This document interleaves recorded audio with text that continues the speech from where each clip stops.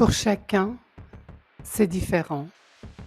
Pour elle, c'est comme un point. Parfois même, ce point peut ressembler à une piqûre d'aiguille ou à celle d'une pointe de couteau ou même à un coup de poignard dans le dos, juste là, au niveau du cœur.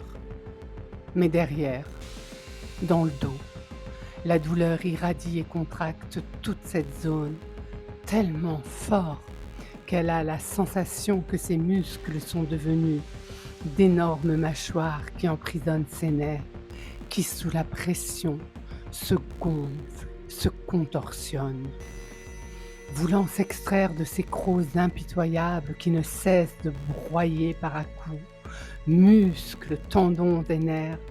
La douleur atteint alors son muscle cardiaque en suivant le circuit nerveux, tel l'effet d'onde.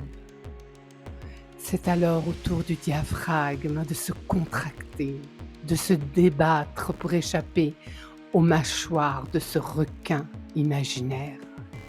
Les mouvements de va-et-vient de cette machine à broyer sont si denses qu'il devient impossible de reprendre sa respiration. Elle a l'impression d'étouffer, de suffoquer. L'amygdale du cerveau sonne alors l'alarme, met en route le gyrophare, hurle au danger, tandis que le cœur s'affole, que les muscles se crispent, que les extrémités se raidissent et se refroidissent, que la tête et le visage surchauffent, que la bouche s'assèche. Cette fois, c'est sûr. L'amygdale confirme. Elle est en danger de mort imminente. Dans toute cette confusion, elle voudrait crier à l'aide. Elle voudrait fuir pour ne pas mourir bêtement, comme si on pouvait mourir intelligemment. Son cerveau lui rappelle qu'elle a déjà fait une embolie, un AVC, que cette fois, c'est bien probable, elle va faire un infarctus. Son cerveau l'avertit qu'elle va crever, qu'elle va claquer là toute seule. Alors elle pense à ses enfants. Elle ne les aura même pas embrassés une dernière fois, leur dire combien elle les aime tellement fort. L'instinct de survie, dans un sursaut, elle fait quelques respirations, surtout des expirations.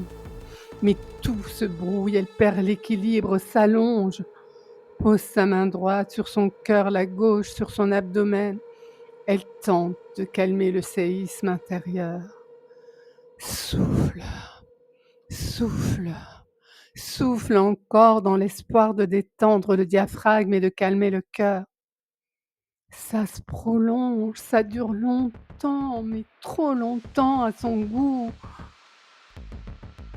Puis, petit à petit, le brouillard mental se fait moins dense. Elle déglutit difficilement. Elle vient de vivre une attaque de panique, encore une.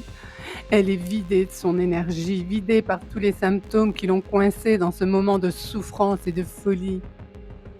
Elle est fatiguée de cette anxiété qui lui pourrit la vie, de cette thyroïdite d'Hashimoto qui vient renforcer le dérèglement hormonal et neuronal, de son enfance douloureuse qui a fragilisé son système émotionnel. Ces crises d'angoisse seraient-elles l'incarnation d'un devoir de loyauté envers sa mère, celle qui l'a mise au monde mais qui ne la voulait pas, celle qui a essayé de la tuer avant même qu'elle naisse? Quand va-t-elle parvenir à couper ses chaînes? Sa chaîne qui, tel le cordon ombilical, la ramène aux pensées meurtrières de sa mère? Quand va-t-elle couper avec ce chêne, cet arbre puissant qui draine les histoires secrètes de tous ses ascendants? Toute sa vie, elle se sera battue contre des démons qui pour beaucoup ne lui appartenaient pas.